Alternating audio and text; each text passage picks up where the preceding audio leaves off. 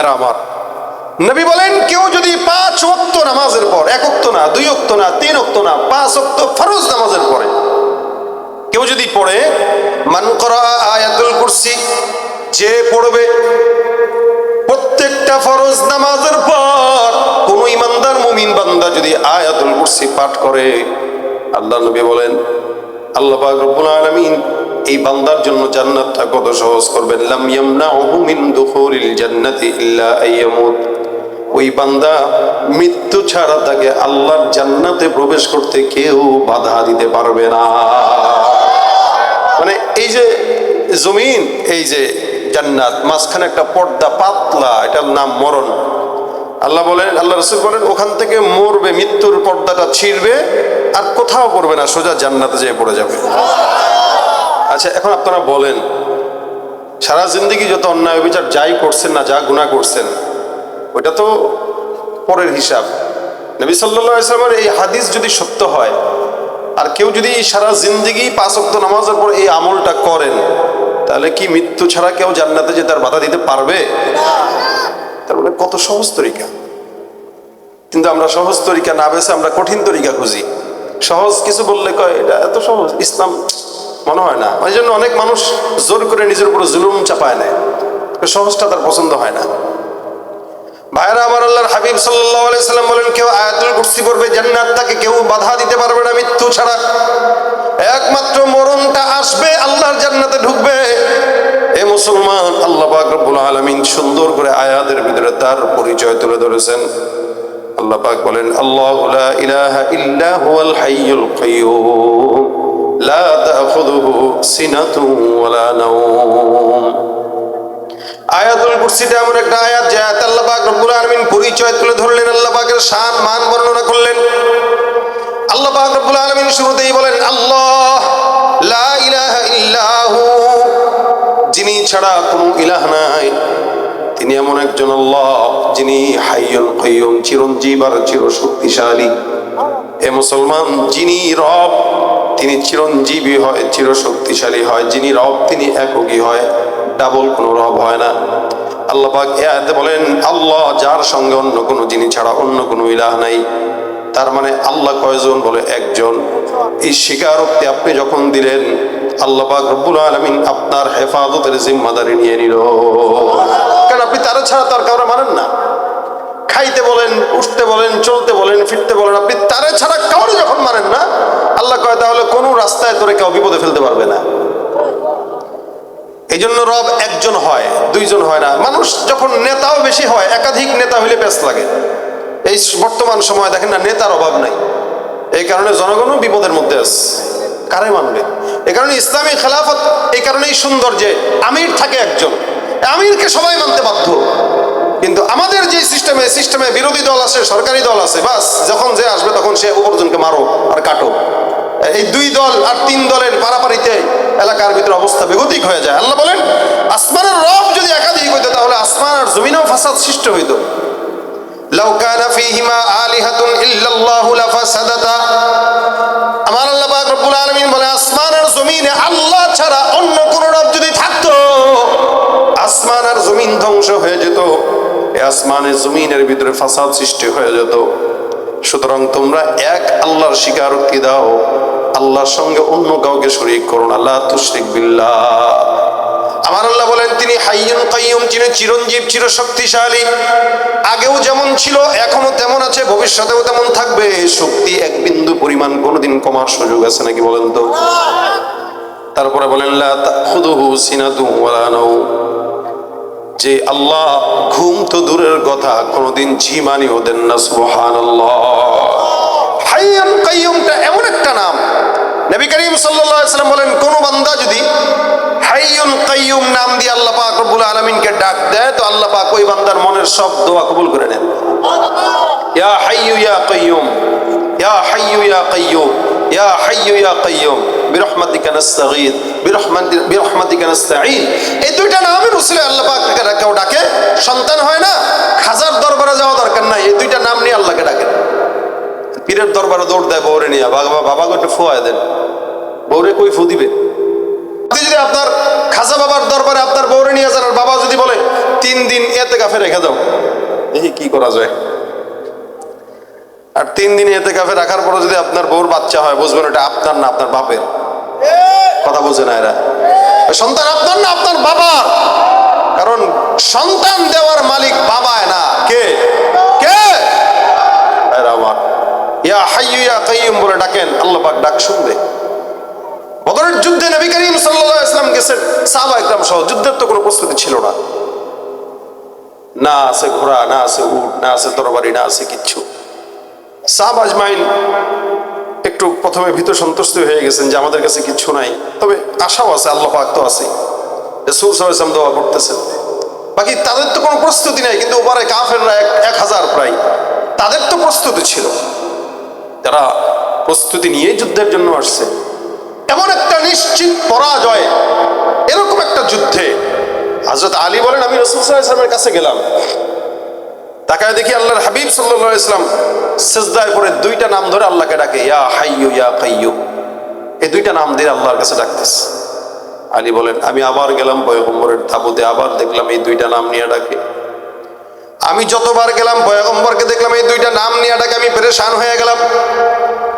কি যেন হয় আল্লাহ পাকের তরফ থেকে কখন সাহায্য আসে। নবী করিম সাল্লাল্লাহু আলাইহি ওয়াসাল্লামকে সিজদায় পড়ে বারবার এই 2টা নাম নিয়ে ডাকতে দেখলাম। আল্লাহর কসম, যুদ্ধের ময়দান চলা অবস্থায় আমরা সাহাবা আজমাইন দেখলাম কেমন যেন যুদ্ধের ময়দানে আল্লাহর তরফ থেকে আসমানের ফেরেশতারা জিহাদের জন্য নেমে এসেছে। আমার আল্লাহ পাক রব্বুল আলামিন বলেন লাকাদ নাসারাকুমুল্লাহু বিবাদরিন ওয়া আনতুম আযিল্লা। এই সাহাবা আজমাইন ছিল দুর্বল, এই সাহাবা আজমাইনদের যুদ্ধে পরাজিত হওয়া ছাড়া অন্য কোনো উপায় ছিল না। আমি আল্লাহ পাক রব্বুল আলামিন নিজে রহমত দিয়া আমি সাহাবা আজমাইনদের গলায় বিজয়ের মালা পরিয়ে দিয়েছি। সুবহানাল্লাহ। এই জন্য নবী বলেন কেউ যদি এই 2টা নাম নিয়ে ডাকে আল্লাহ পাক বান্দার দোয়া কবুল করে। এ মুসলমান নবীর উম্মত, এত ফজিলতপূর্ণ আয়াত, উলামা একরামরাও বলেন এটা ইসমে আজম। আল্লাহ পাক রব্বুল আলামিন আয়াতটাকে এত দামি বানাইছেন। আরেকটা ফজিলতের গল্প শুনলে আপনারা বুঝবেন, হাদিসের ঘটনা।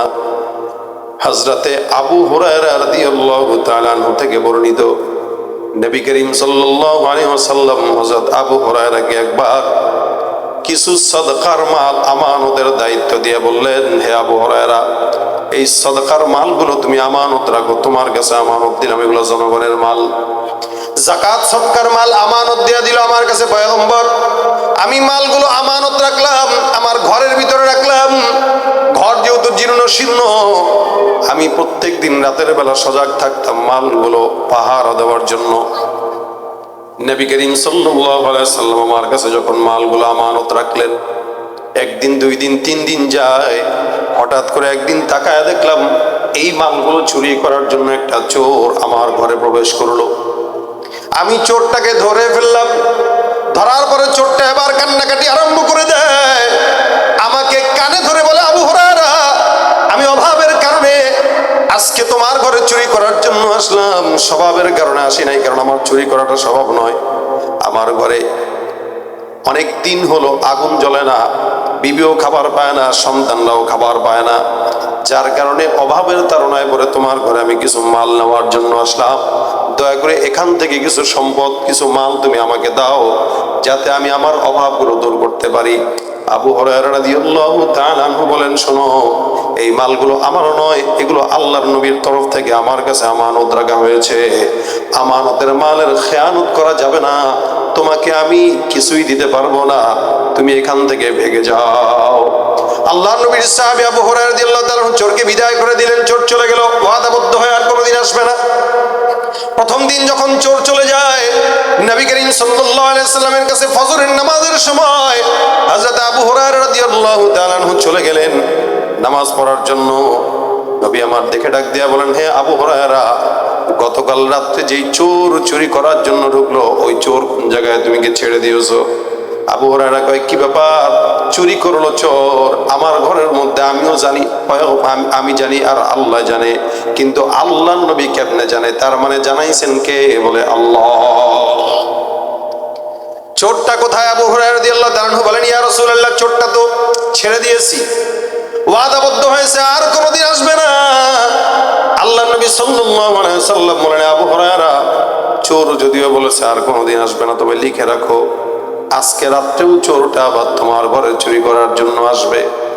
আবু হুরায়রা বলেন, ইয়া রাসূলুল্লাহ, গতকাল আসলো, ছেড়ে দিলাম, আজকে আসবে, যদি আবার হয়, এই যেটা যদি সত্য হয়, আজকে ছাড়াছাড়ি নাই, আপনার দরবারে নিয়ে আসবো। আবু হুরায়রা রাদিয়াল্লাহু তাআলা রাতের বেলা চলে গেলেন ঘরের ভিতরে, ইবাদত বন্দেগী করতেছেন। হঠাৎ করে তাকায় দেখে চোর হাজির। চোর দেখবেন একটা আদত হইল, যতবার চুরি করুক আর ধরা খাক, ততবার একটা কথা বলে, আর চুরি করবো না। 100 বার ধরা খাইলেও 100 বার ওয়াদাবদ্ধ হয়, কিন্তু চোরের ওয়াদার কোনো দাম নাই। এ মুসলমান, আমাদের দেশে এরকম অনেক চোর আছে যারা বারবার ওয়াদা করে কিন্তু জনগণের সঙ্গে ওয়াদা ভঙ্গ করে। আবার নির্বাচনের সময় দেখবেন অনেক মানুষ আসবে, বারবার ওয়াদাবদ্ধ হবে, তারপরে ওয়াদা ভঙ্গ করবে। এই কারণে ভোটটা দেওয়ার আগে দেখে শুনেই দেওয়া দরকার। যাদের হাতে যায় ক্ষমতা, দেশ যেন বাপের ভিটা, রাখতে চেয়ার শুরু করে বিদেশিদের পাচাটা। যাদের হাতে যায় ক্ষমতা, দেশ যেন বাপের ভিটা, রাখতে চেয়ার শুরু করে বিদেশিদের পাচাটা। বিদেশিদের কথা মতো চালায় ওরা নিজের দেশ, বিদেশিদের কথা মতো চালায় ওরা নিজের দেশ। দেখতে দেখতে গোল্লায় গেল আমার সোনার বাংলাদেশ। কথা ঠিক কিনা? একে একে শেষ করেছি, সবার দেখা হইল শেষ। দেখতে দেখতে গোল্লায় গেল আমার সোনার বাংলাদেশ। দেখতে দেখতে গোল্লায় গেল আমার সোনার বাংলাদেশ। কেউ দিল না, সবাই নিল, আমরা যে কলুর বলদ, সারা বছর নেয় না খবর, নির্বাচনে খুব দরদ। কেউ দিল না, সবাই নিল, আমরা যে কলুর বলদ, সারা বছর নেয় না খবর, নির্বাচনে খুব দরদ। নির্বাচনের আগে নেতা ধরে কত রকম বেশ, নির্বাচনের আগে নেতা ধরে কত রকম বেশ। দেখতে দেখতে গোল্লায় গেল, দেখতে দেখতে গোল্লায় গেল আমার সোনার বাংলাদেশ। মুসলমানের দেশটা মোদের আছে খাতা কলমে, দোষের দোষী যে বাজারাই শাস্তি পায় যে আলেমে। কথা বলেন ঠিক কিনা? অকাম করে তারা, আর বোমাবাজির গন্ধ খুঁজে মাদ্রাসায় যারা, ওরা কোশ্চেন কেন মুসলমানের বন্ধু হতে পারে না?